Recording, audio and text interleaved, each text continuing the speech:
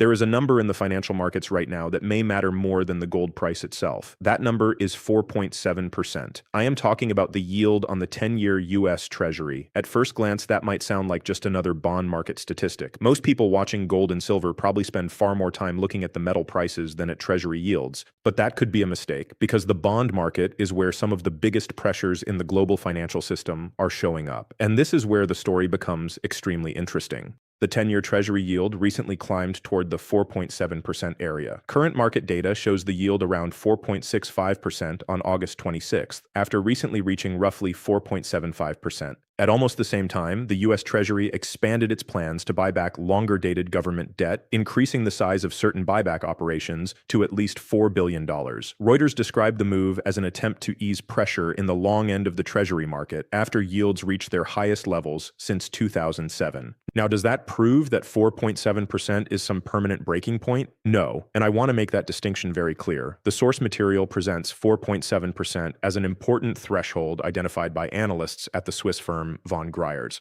Their argument is that when long-term Treasury yields approach this area, the cost of financing America's enormous debt becomes increasingly difficult to ignore. That is a hypothesis worth watching. It is not a mathematical law. But the reason the argument gets attention is simple. The United States has accumulated an enormous amount of debt, and a significant portion of that debt eventually has to be refinanced. Think about what refinancing means. Imagine borrowing money when interest rates were extremely low. Then, years later, that debt matures, and you need to replace it when borrowing costs are substantially higher. Your original debt may not have increased because of that refinancing alone, but your interest expense can. And that is where the bond market becomes much more than a chart for investors to watch. It becomes part of the government's financial arithmetic. The source estimates that U.S. interest payments are heading toward roughly $1.1 trillion this year, around 3 times the level of 5 years ago. Whether you agree with every projection or not, the broader issue is difficult to ignore. Higher borrowing costs matter when the underlying debt load is measured in tens of trillions of dollars, and the market is already showing signs of concern. The Treasury's recent buyback expansion came after a sharp rise in long-term yields. The intervention temporarily helped bring yields lower, but analysts have also warned that buybacks do not solve the underlying fiscal problem. That distinction is critical. A government can influence market liquidity. It cannot permanently eliminate the arithmetic of debt simply by buying bonds. And this is where gold enters the conversation.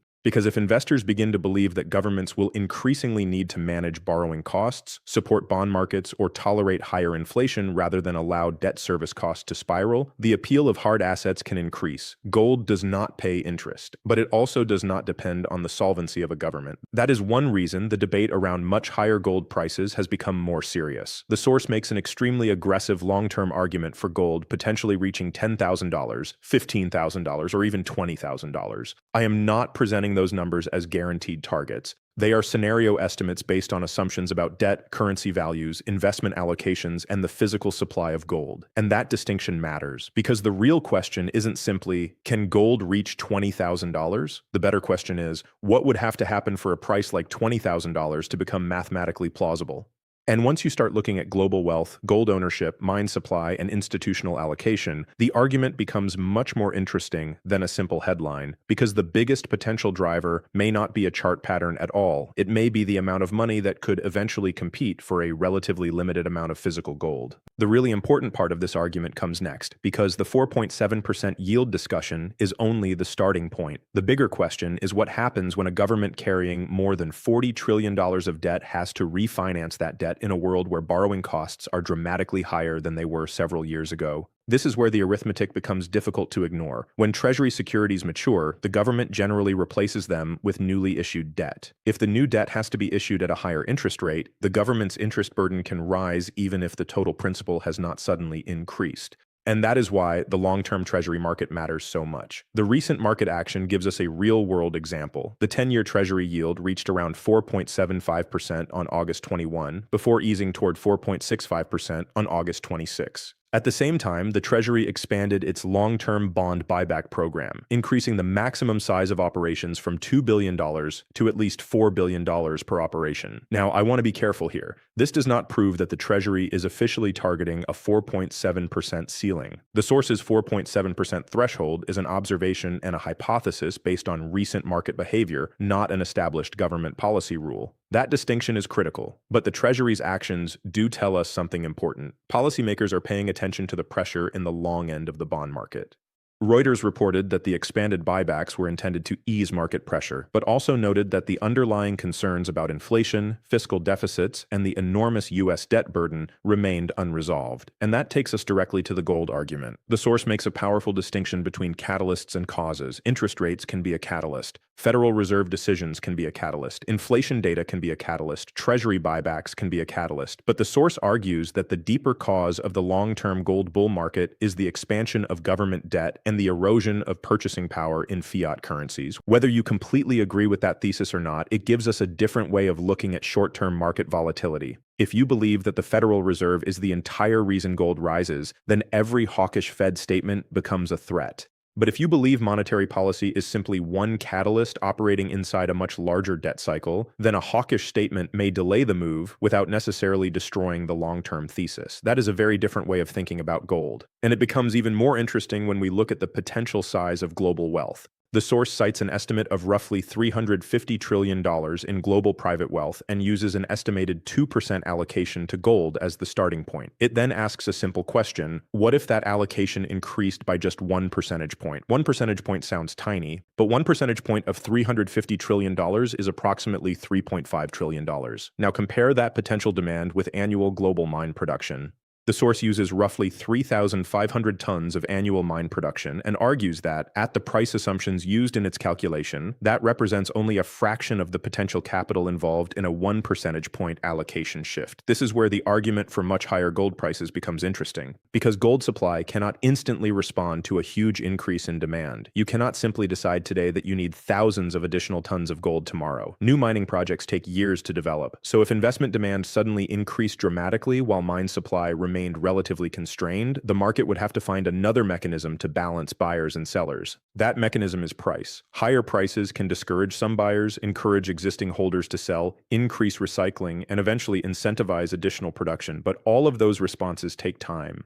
And that is the basic logic behind the $10,000, $15,000, and $20,000 gold scenarios discussed in the source. Again, these are scenario calculations, not guaranteed forecasts. The important question is not whether gold is destined to reach $20,000. The important question is whether a relatively small change in the percentage of global wealth allocated toward gold could create demand large enough to overwhelm available supply at today's prices. If the answer is yes, then the possibility of substantially higher prices becomes much easier to understand. And there is another piece of this story that makes the argument even more interesting: the amount of gold being accumulated by central banks and other major buyers. Because if governments and institutions are already increasing their exposure to gold while private investors remain relatively underallocated, the potential demand pool could be much larger than the current market price suggests. Now, there is another part of the gold story that deserves serious attention. Who is actually buying the metal? Because if you only look at Western investors, you can miss what has been happening underneath the market. Central banks have remained significant buyers of gold. The World Gold Council reported that central banks purchased about 289 tons in the second quarter of 2026, taking first-half central bank demand to a very substantial level. That matters because central banks are not normally buying gold because they expect the price to rise next Tuesday. Their decisions are generally strategic. They are managing reserves, they are diversifying, and in an environment where governments are carrying enormous debt and investors are increasingly questioning the long-term stability of currencies and sovereign bonds, gold becomes more interesting as a reserve asset. The source makes a similar argument using China as an example. It points to strong Chinese gold imports and emphasizes that commercial bank and private sector flows should not automatically be confused with official People's Bank of China reserve purchases. That distinction is extremely important. We should not take every ton entering China and call it a central bank purchase, but the broader direction is still significant. The World Gold Council's own data shows that central bank demand recovered sharply in the second quarter with 289 tons of purchases. And that tells us something about the strategic role gold is playing. At the same time, the gold market itself has become increasingly sensitive to investment demand. Gold is no longer being driven by one single group of buyers. You have central banks, ETFs, private investors, institutional investors, jewelry demand, and industrial users all interacting with the same market. That creates a much more complicated supply and demand equation. Now think about the allocation argument. The source estimates global private wealth at around $350 trillion and uses an assumed 2% allocation to gold. Then it asks what would happen if that allocation increased by only 1 percentage point. 1 percentage point sounds insignificant, but mathematically, 1% of $350 trillion is approximately $3.5 trillion. That is an enormous amount of potential capital. And this is where the argument for very high gold prices gets interesting. You don't need every investor in the world to suddenly become a gold fanatic. You don't need a 20% allocation. You don't even need 10%. The thesis says that a relatively small shift in portfolio allocation could create enormous additional demand. But there is an important weakness here. That $350 trillion figure is an estimate. The 2% gold allocation is also an estimate. And the assumption that another 1% will actually move into gold is a scenario, not something we know is going to happen. The source itself acknowledges this limitation, so we should treat the calculation as a way of understanding market sensitivity, not as proof that gold is automatically heading to $20,000. There is another limitation that deserves attention. The analysts behind this argument have a commercial connection to gold because von Grierds operates in the gold storage business and advocates a significant allocation to physical gold. That does not automatically make their analysis wrong, but it means we should understand the incentive behind the recommendation. And honestly, that is something every investor should do with every market forecast. Don't just ask, what are they predicting? Ask, who is making the prediction, what assumptions are they using, and what happens if those assumptions are wrong? That is how you separate a compelling narrative from a robust investment thesis. Still, there is one historical comparison in the source that I find genuinely fascinating. It argues that gold allocations were once considered much more normal in mainstream portfolios than they are today. The source references an example from the 1980s where a traditional portfolio recommendation included a meaningful gold allocation. Whether you accept the exact historical comparison or not, the larger point is worth considering. What investors consider normal is not permanent. Portfolio allocations change. Financial institutions change their assumptions, and an asset that once seemed ordinary can eventually become viewed as unusual. That is why the long-term gold thesis is ultimately about more than inflation. It is about capital allocation. If even a small percentage of global wealth gradually moves toward gold, while mine supply grows only slowly, the market could experience sustained upward pressure. But there is another side to this equation. If investors never make that allocation shift, if central bank purchases slow significantly, if real interest rates remain high for a prolonged period, or if fiscal conditions improve dramatically, the case for $20,000 gold becomes much weaker. And that is exactly why the next part of this story is so important. Because the real test of the $20,000 thesis is not whether we can build a bullish calculation. We can. The real test is whether the underlying assumptions survive contact with reality. But now we have to confront the part of the $20,000 gold argument that is much less comfortable. What could make this thesis wrong? Because a serious analysis cannot only explain why an asset can go higher, it also has to identify the conditions that would invalidate the argument. And the first one is the 4.7% Treasury yield threshold itself. The source is very clear about this. The idea that 4.7% represents a breaking point is based on an observed episode, not an established rule. The Treasury intervened after yields moved toward that area, but that does not mean policymakers will automatically intervene every time the 10-year reaches 4.7%. Maybe the next breaking point is 4.9%. Maybe it is 5%. Maybe it is 4.5%. We simply do not know. And that matters because if the 10-year Treasury were allowed to rise significantly above 5% without major intervention, the entire 4.7% breaking point argument would lose much of its credibility. That would not automatically destroy the gold bull market, but it would tell us that this particular indicator was being interpreted too rigidly. The second risk is the global wealth allocation calculation. The source uses an estimated $350 trillion in global private wealth and assumes that gold represents around 2% of that wealth. Then it models what would happen if the allocation increased by 1 percentage point. The mathematics of the hypothetical calculation can be useful, but the assumption itself is not guaranteed. Nobody can simply declare that another $3.5 trillion will move into gold. Investors could choose stocks, they could choose bonds, they could choose real estate, they could hold cash, they could buy other commodities or digital assets. So the $20,000 scenario depends on a future allocation shift that has not been announced and cannot be known with certainty. This is one of the most important things to remember when you hear extremely high gold targets. A calculation showing what could happen is not the same thing as a forecast of what will happen. There is another major risk: central bank demand. Central banks have become important buyers of gold, and that is a significant structural support for the market. But even strong trends can change. If central bank purchases slow materially, the demand equation changes. The source itself says that a meaningful slowdown in central bank buying would make the author reconsider the broader thesis, and I think that is exactly the right way to approach a long-term thesis. You should always know what evidence would change your mind. If nothing could ever change your mind, you are not analyzing a market. You are defending a belief. There is also the fiscal side. The $20,000 thesis depends heavily on the idea that U.S. debt continues expanding and that policymakers remain constrained in how they can manage that debt. But imagine a different scenario. Suppose U.S. debt growth slows significantly. Suppose fiscal deficits narrow. Suppose inflation falls sustainably. Suppose real interest rates remain attractive. Suppose the dollar becomes stronger for a prolonged period. That combination could reduce the urgency for investors to seek protection through gold. And if that happens, the path toward extremely high gold prices becomes much less obvious. This is why I would separate the long-term structural thesis from the short-term price target. The structural thesis says that enormous government debt, currency debasement concerns, central bank diversification, and limited physical supply can create a favorable environment for gold. That is a thesis. The $20,000 number is a scenario. Those two things should never be treated as identical. And there is another lesson here that applies directly to gold investors. Do not become emotionally attached to a round number. Whether gold eventually reaches $5,000, $10,000, or $20,000 is less important than understanding the forces that could drive it there. Because if the underlying conditions change, the target has to change too.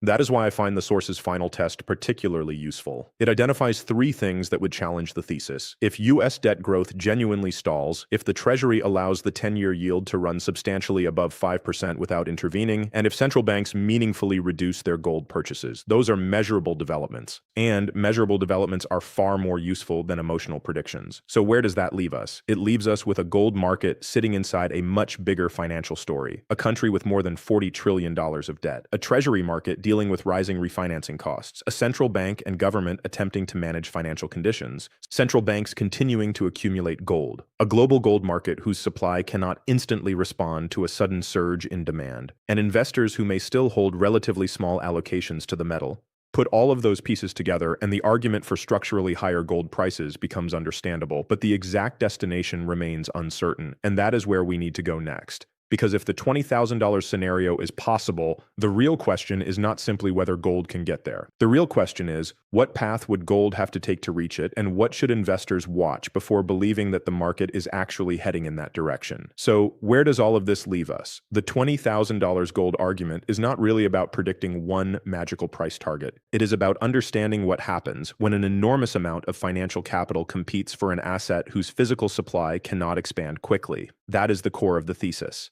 The source points to a combination of forces: more than $40 trillion of U.S. debt, rising refinancing costs, Treasury intervention when long-term yields become uncomfortable, continued central bank gold purchases, limited annual mine production, and the possibility that investors gradually increase their allocation to gold. None of those factors guarantees $20,000 gold. But together, they explain why numbers that once sounded impossible deserve to be examined rather than automatically dismissed. And this is where I think investors need to change the way they look at the market. Stop asking only, what is gold doing today? Start asking, what is happening to the financial system underneath gold? Because if Treasury yields remain under pressure, if government debt continues expanding, and if policymakers become increasingly sensitive to the cost of servicing that debt, then the debate around monetary stability becomes increasingly important. The 4.7% level is particularly interesting because it gives investors something measurable to watch. Again, I would not call it a guaranteed ceiling. It is a hypothesis. But if we repeatedly see long-term yields approach that area, and policymakers respond with measures designed to improve liquidity or ease pressure in the Treasury market, then the market is giving us information.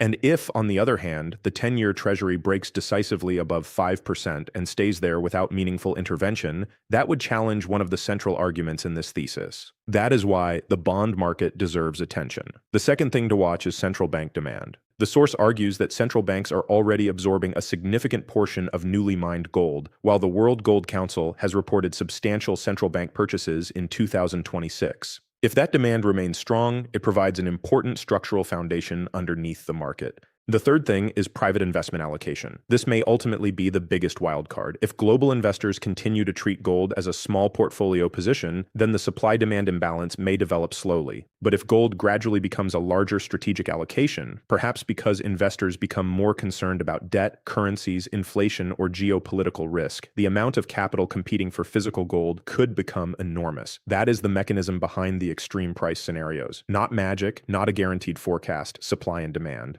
And there is one more point that I think is extremely important. You do not need to believe that gold will reach $20,000 to recognize that the monetary system could be changing. You can reject the $20,000 target and still believe gold has a strong long-term case. You can believe $20,000 is too aggressive while still recognizing that debt, reserve diversification, and limited supply are important structural forces. That is the difference between analyzing a thesis and joining a cult around a price target. For me, the most interesting part of this entire argument is not actually the $20,000 number. It is the possibility that what investors consider a normal allocation to gold may change. If gold moves from being a small defensive position toward becoming a larger strategic reserve asset for institutions, central banks, and private investors, the implications could be much larger than a normal commodity cycle. And that is why I am watching the Treasury market almost as closely as the gold chart. Watch the 10-year yield, watch Treasury buybacks, watch central bank purchases, watch the dollar, watch real yields, and most importantly, watch whether the global investment community continues increasing its allocation toward physical gold. If those signals continue pointing in the same direction, then the argument for substantially higher gold prices becomes stronger.